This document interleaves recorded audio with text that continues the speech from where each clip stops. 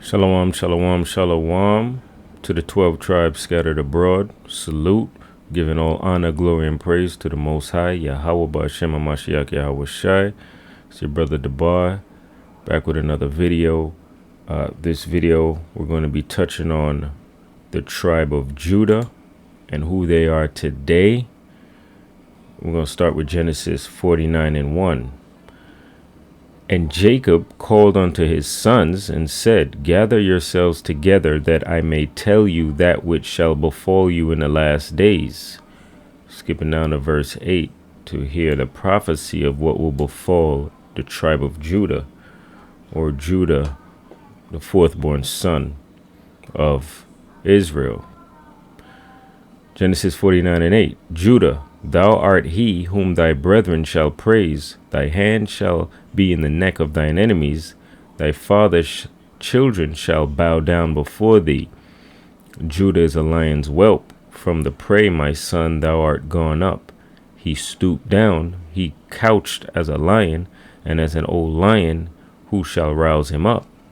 The scepter shall not depart from Judah, nor a lawgiver from between his feet, until Shiloh come, and unto him shall the gathering of the people be.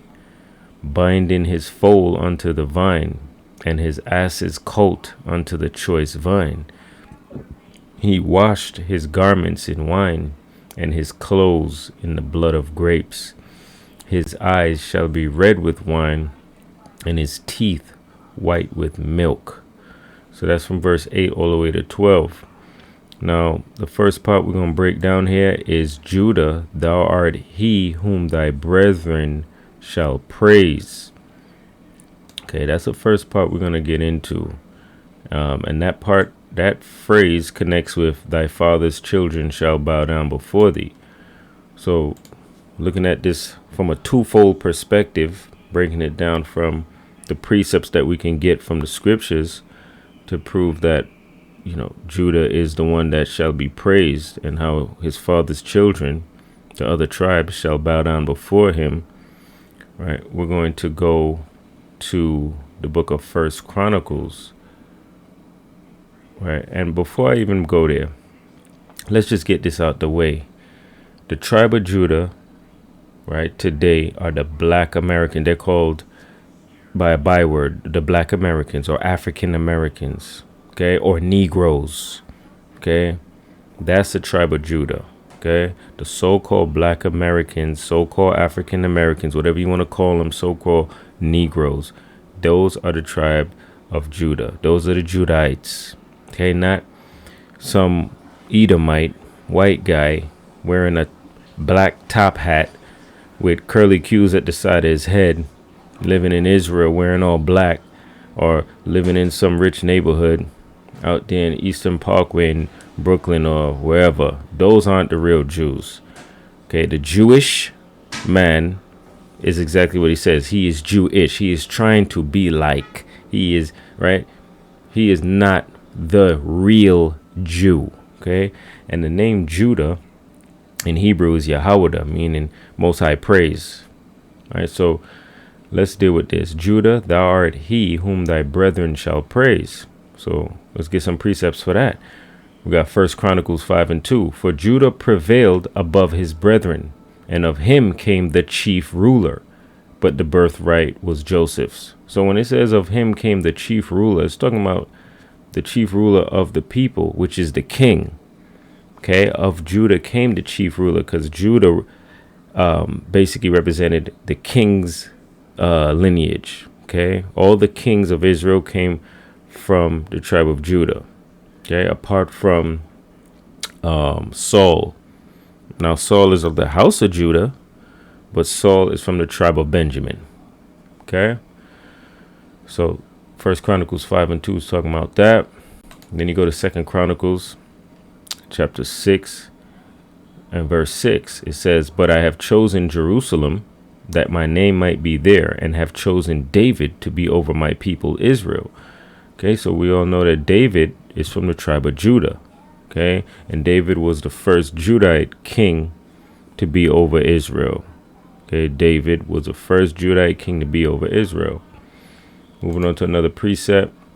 in the book of Psalms, chapter 78, verse 68.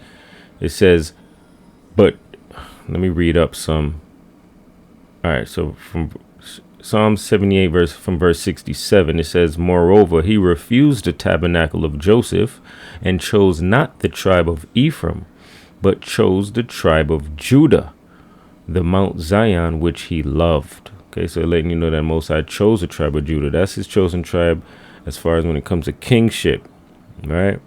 Being rulers over the people, okay? The tribe of Judah. Now, to bring this up to date, as far as Judah, thou art he whom thy brethren shall praise, right? We want to bring it up to date, right, into modern times, because obviously we're not kings of the earth no more, right? The Judahites are not kings of the earth, right? In fact, they looked upon low, in a lowest state when it comes to the rest of the world and how they look at black Americans and African, so-called African Americans or Negroes, whatever you want to call them. Okay. Now, but let's bring it up today. How are they still praised today? Okay. They're still praised through what? Sports, politics, and entertainment, right? You have major sports figures who are Judahites, right? You think about basketball. You got Michael Jordan, known as the greatest basketball player to ever live, right? You got tennis. You got Arthur Ashe. You got the Williams sisters, right? They're black Americans. Arthur Ashe too. They're known as great tennis players. You got boxing. You got Muhammad Ali, known as like the greatest boxer. In fact, even with Muhammad Ali has a act named after him, right? They have the Muhammad Ali Reform Act, okay, what protects boxers, right?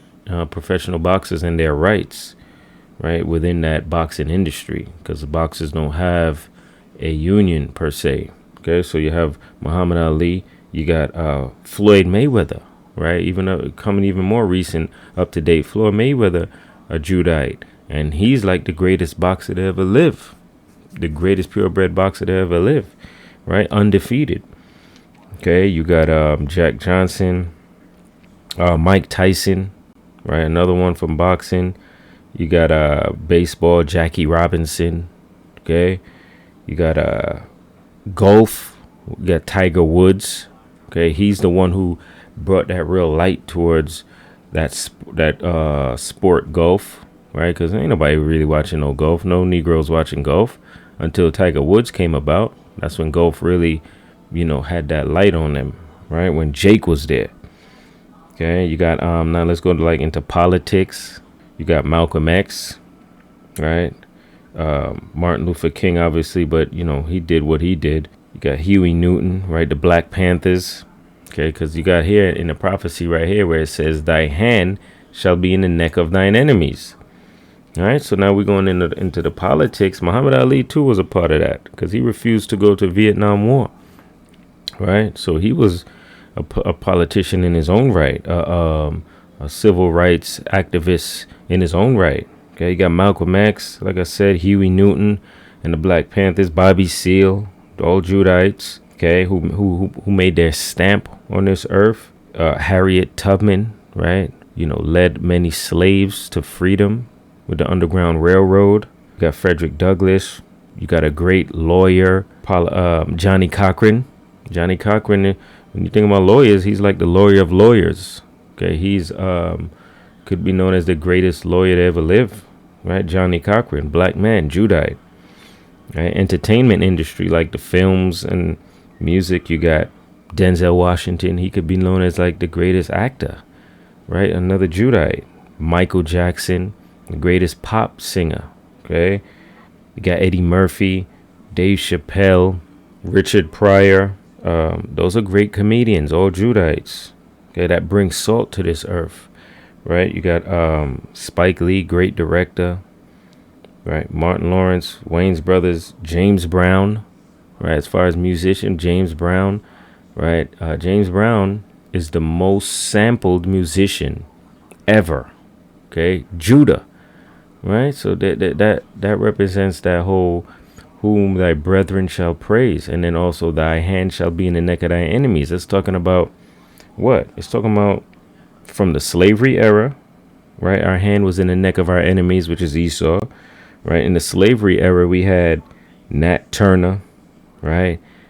Who had that great uprising, murdering Edomites because he found out what the scriptures was talking about. Right? You got Harriet Tubman freeing a lot of slaves through the Underground Railroad, right? Frederick Douglass came through with the intellect, right? The intellectual perspective on things and writing essays, exposing dregs and the inhumane acts of slavery. Okay, you got the segregation era with Malcolm X, very strong voice during the segregation era, right? That civil rights era, right? Malcolm X definitely had the Most High put a spirit on him to have his hand in the neck of the enemies, right? Martin Luther King, okay, even though he was kind of, wish-washy and talking about integration, but he still did things. He disrupt their financial economy, you know what I mean, by with the bus boycott, Montgomery bus boycott. So Martin Luther King did play a part in having his hand in the neck of the enemies, right? The Black Panthers, right? They came through real militant, having their hand in the neck of the enemies, which is Esau, okay? So yeah, that covers for the civil rights and the segregation era, right? Moving on into verse 9, it says, Judah is a lion's whelp. From the prey, my son, thou art gone up. He stooped down. He couched as a lion. This is talking about, from the slavery era, segregation, and civil rights era, right? We stooped down and couched as a lion, like we're about to pounce on our enemy, right? This is what happened during that time, right? During the Black Panthers, Martin Luther King, Malcolm X, right? Right. Judah was actually getting ready to pounce on the enemy. Okay, that's what this is talking about, where it says Judah is a lion's whelp. Okay, because we was roaring at them, right? From the prey, my son, thou art gone up. He stooped down. He couched as a lion, and as an old lion, who shall rouse him up? Right? They put us asleep. Right? As an old lion, who shall rouse him up? Because everybody knows when you get older, you get softer. Right? You think about things more. You're not hot-headed, right? You meditate more on things, and you're not the same person as when you were young. Okay, so when it says, and as old lion, who shall rouse them up? Talking about how they put us to sleep, how they put the Black Panthers to sleep by putting drugs in the neighborhood, right? Getting everybody fiend out and hooked on all these different drugs. Okay. They with Malcolm X, they snuck in there, got some people to sell out and turn on that man and kill him. Okay. Verse 10. The scepter shall not depart from Judah, nor a lawgiver from between his feet, until Shiloh come. So when it says the scepter shall not depart from Judah, it's talking about that kingship, right? Nor a lawgiver from between his feet. Talking about, when you have your kids, right? Your progeny, your kin, your descendants, right? Talking about Judah, right? Those are the lawgivers, right? Those are future kings, right? So the kingship and the line runs through Judah, right? So the scepter shall not depart from Judah, nor a lawgiver from between his feet, until Shiloh come. Who's Shiloh? It's talking about Yahweh Shai, who the world ignorantly calls Jesus Christ. And unto him shall the gathering of the people be. So all of us Israelites, all the nations, they're going to gather unto Yahweh Shai. He's going to be the king, right? King of kings and Lord of lords. Verse 11. Binding his foal unto the vine, and his ass's colt unto the choice vine, he washed his garments in wine, and his clothes in the blood of grapes.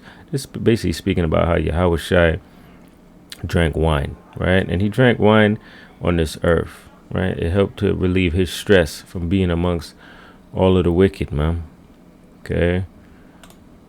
Him drinking that wine. Because Yahweh Shai was stressed out being around them, right? Being around the wicked, right? So, and then also the precept, also is twofold, okay? Because when Yahweh Shai come back, He's going to destroy Edom with a great destruction. Okay, you go to Isaiah 63:1. It says, "Who is this that cometh from Edom, with dyed garments from Basra? This that is glorious in his apparel, traveling in the greatness of his strength. I that speak in righteousness, mighty to save." Right, verse 2. "Wherefore art thou red in thine apparel, and thy garments like him that treadeth in the wine fat?